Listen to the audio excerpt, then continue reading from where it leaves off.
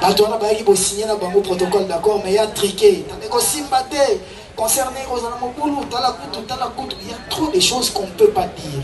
Parce que si tu veux que je te cite même les noms, je peux te citer après qu'on crée ma polémique, mais je suis pas venu ici pour ça. Il représente aussi rien tant que mon organisation est très bien faite. Donc, merci aux sponsors qui m'ont accompagné et merci aux partenaires qui sont là. Merci à l'organisation et aux producteurs. Donc, moi, ils me suffisent. Un tien vaut mieux que deux, tu l'auras. Merci. Le micro, Charlène. Excusez-moi, Toyokana, pardon. Je promets que tout le monde va poser sa question. Oui, il a posé une question. Merci, PM. Je réponds au nom de Charlène Bouikana pour l'école de la RTVS 1. Je suis là, l'artiste. Voilà, donc je pose la question à l'artiste, Héritier Watanabe. Je crois que tout le monde sait jusque-là que l'artiste va se produire ces 25 décembre au Stade de Martyrs. Alors, ma question est celle-ci. L'artiste, je ne sais pas, terme un peu. S'il te plaît. T. Morco.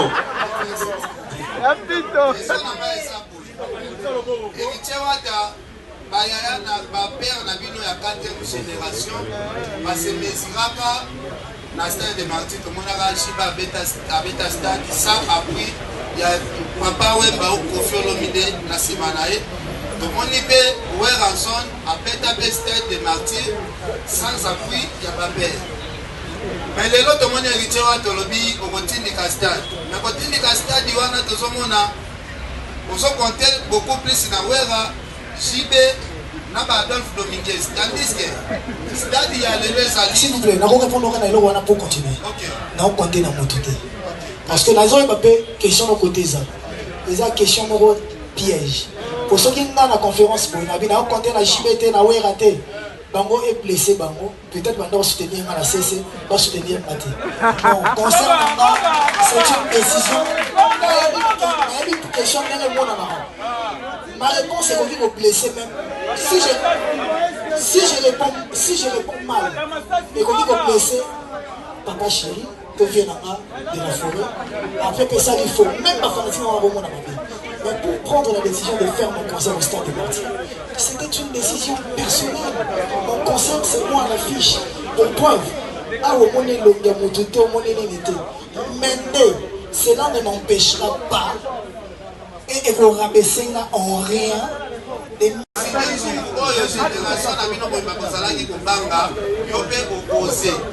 stratégie ni héritier Watanabe ozwi pour tomber na kati ya mutambo wana te ya comparaison oyo ekobanda à partir ya le 26. Merci frère. Quand il y a quelqu'un qui m'a posé question, il est vraiment très libre de poser sa question. Et il faut que vous compreniez un rappel que Motutu a kogo mona makambo ndenge mona binoti. Ken, frère, yo kutu koli côté moko toyeba de bien. Moi je te comprends. Ken, j'ai eu à appeler un jour Moutalikasou pour lui dire que Nathalie Bino n'analyse na bino et que le lobby qui a signé arrêt de mort et carrière nana parce qu'il a osé que Tchadda a sorti un album nana de 18. C'était pas moi, c'était le producteur David Monceau, mais la première victime. Na Ebisa Moutalikasou, Tozano en décembre 2020, on se rappellera. Les autres ont les lots. Mélange mes démons, frère, de moi et toi, et bétato et bétaté. Na signé arrêt de mort à carrière nana. Ce qui arrêt de mort, la carrière nana, il y a mort et même à la stade. Vous comprendre que quand on veut bien faire les choses, on le fait. Moi, quand j'ai fait mon concert ou quand j'ai sorti mon album, j'ai visé personne. Quand ça vous arrange, vous faites des analyses. Quand ça ne vous arrange pas, vous ne le faites pas. Mais nous, on est habitués, frère, nous, on est habitués à le prendre comme ça. Ken, même na bateau, Ken peut-être il me vend plus mieux que peut-être Binom Souzarana. Parce que même dans la attaque, les autres things, les fanatiques, ils ont prouvé Ken. Donc voilà que je le prends pas mal. Frère, l'idéologie nous les a prêts. On va voir après les concerts. Rendez-vous les 26. Voilà,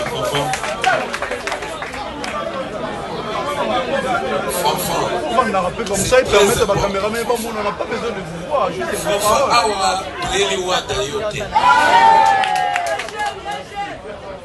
alors, bonjour président.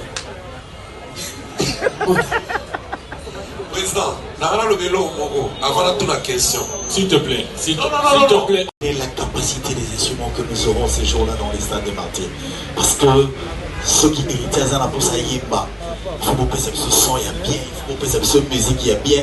Oh, bah tu vas aussi péler un mot. Est-ce que mon coloana, mon coup, c'est les capacité de ligne, instrument, où on met les bisous dans le stade, où il faut convaincre le bateau, capacité à lumière, où on met les bisous dans le stade, où il faut convaincre le bateau. Et puis, c'est ça. Derrière, je vois Koi, Trace, Pigeon Vert et consorts. Héritier, pour un sponsor et Bélé Balandi au Ténasima, pour un si grand événement, où il y a la date, il y a le 25, tout le monde tout le monde entend sur la société, il y a communication, tout le monde tout la société, mais soucis, il y a Minéné, Odiri, tu vas accompagner au Téné et le Goana. Merci beaucoup.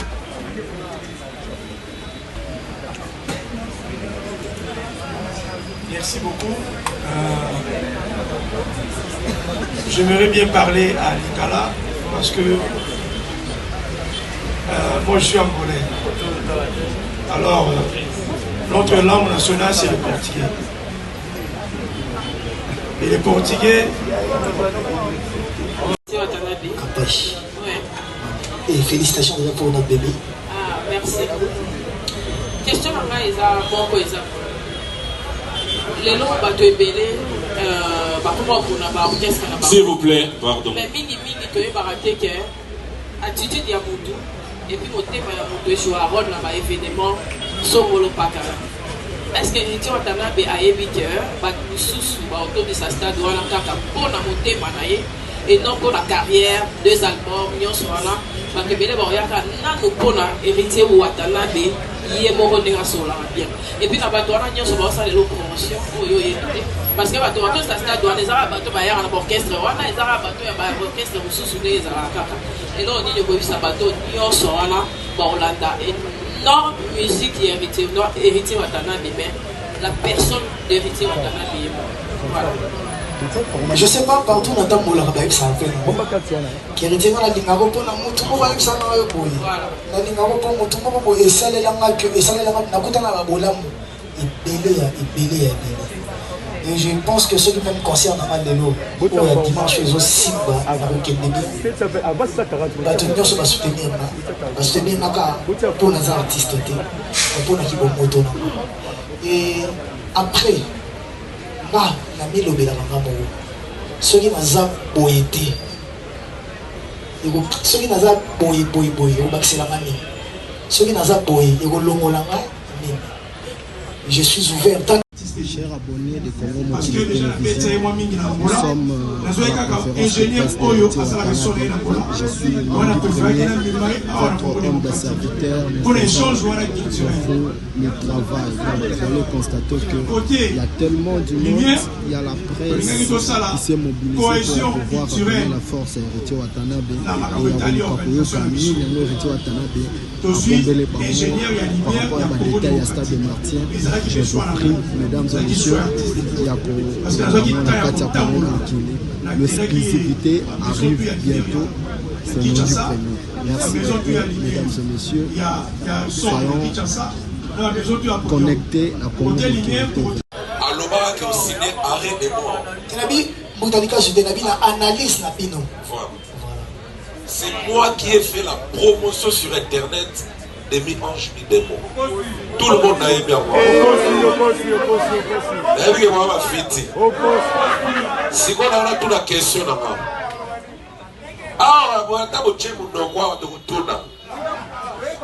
toute la question, le président, Stade de Martyrs n'a mis déjà ses salis pleins. Parce que promotion est à malade, stratégie est à malade. La maison de production et vous l'artiste. Vous s'arranger après concert ou pendant les concerts pour qu'il Bimba et vivre live na yo. Nabandeli, maison de production, na yo moko staff na yo artiste. Vous s'arranger comment pendant les concerts ou après les concerts, mokili mobimba o bazo s'attendre na concert wana pas vivre événement en live. Soit parce que ma concert est belé betami et l'équipe kaka boye to moni version propre na moto. Est-ce que vous arrangez mokili ba vivre live na mo donc version propre na moi après événement donc comment? Parce que l'on connaît que tu les as pas battu. C'est ça ma question. Merci beaucoup. Merci Mouta. Oui, c'est des droits à poser, nous devons poser et on va à la ville. Bonjour frère. En tout cas, merci. Tout à l'heure, les plus grands défis. C'est Valdi, oui, c'est Valdi Tamboué. Des films, on a fait aussi. Je sais. Tout à l'heure, on peut mettre dans le mot concernant et le ça sur toutes les lèvres et à Congolais de ma mélomane à bonne musique. Il y a un cas de stade de parti. Ma plan sécuritaire, les gens créent ma subvention et belé. On peut se faire des détails belé, mais on a une aïba. Est-ce que Richard Watana Belé quoi? Les organisations est-ce que foot assurance dans l'État? Oui, la foot assurance. Tout est assuré. Assurance c'est ça. Koto signature à sous les salami parce que Banaro c'est la réponse à Londres. Parce qu'il fallait passer la statistique pour que tout signe à Souka. Donc, dès que l'on a ceux qui n'ont foot qui assurance T, l'élo, l'après-midi, on va annuler le concert. Donc, si on va annuler en côté, au moment où il va y avoir un podium, ça veut dire que le concert est assuré. Donc, là, on a un micro, on a le merci. Enfant. Mais, Tokei, ils sont morts au banana, on sommes batiqués, la carte totale, il y a une peine. Na masangambila ezati Watanabe Sukola benga de la forêt benga papa chéri papa Samaka. Merci. Voilà cousin déjà tout bandana donc bandela qui oui mais qu'il titre vandia événement et sa conférence de presse oui mais qu'il titre bandana même un carnaval les a événementé événement ça concert au stade de Martyrs. Donc biso na tête na biso na tout au vendeur ou dévancer biso peut-être ba une minute de silence ou na trosser mon cap pour la maman tu la bonne athée pour na papa Verkis pour na mort na biso bon vous faire na est etc. et vous allez na concert ah oui ça juste une conférence de presse auto solo là bonne question de répondre après tous les cas mais ma cambola tout ça là on a événement bateau on a négligé bangona et baza bateau va payer ça sens dans ma carrière de biso parce que to yoka bango poto yema baza bateau minene makasi et na bateau tout na tangi on a des artistes wana bango tout na zata na calibre ya moroti bango tout baza plus grand que moi donc on a négligé bango voilà c'était pas vraiment yonde au même na terrain wana que na négligé bango et surtout que baza vivant sauter baza baki donc respect au monde voilà et je suis désolé. Je ne pensais pas que c'était important tout ça là-bas. Il y avait qu'il était important tout ça dans un stade où il y a plus de 80 000 personnes. Ça... Podium, ils sont assurés par Kenji Solo. Lumière, ils sont assurés par Manon. Et instrument, ils sont assurés par un Brésilien. La qualité est bon, vous allez décider. Instrument, peut-être que la volonté, c'est pour la première fois. Bon, j'avais organisé l'activité. Maintenant, pour la première fois depuis que Stade des Martyrs, les allées Stade des Martyrs, Boyoka, instrument Yandemo. Merci, merci. Isaac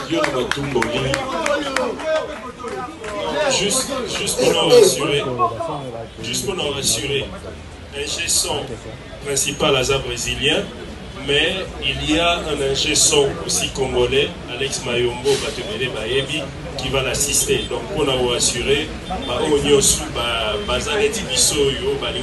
Congolais, va associer à un projet de mission. Ah ouais, parce que l'ingénieur Kim a eu terrain bien, a eu des complications dans beaucoup de temps. Autour de la question, vite fait. Sur le sponsor.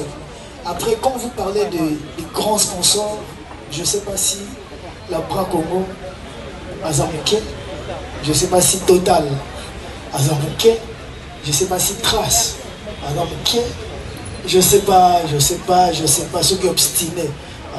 Obstiné SRL, groupe Chilamouina.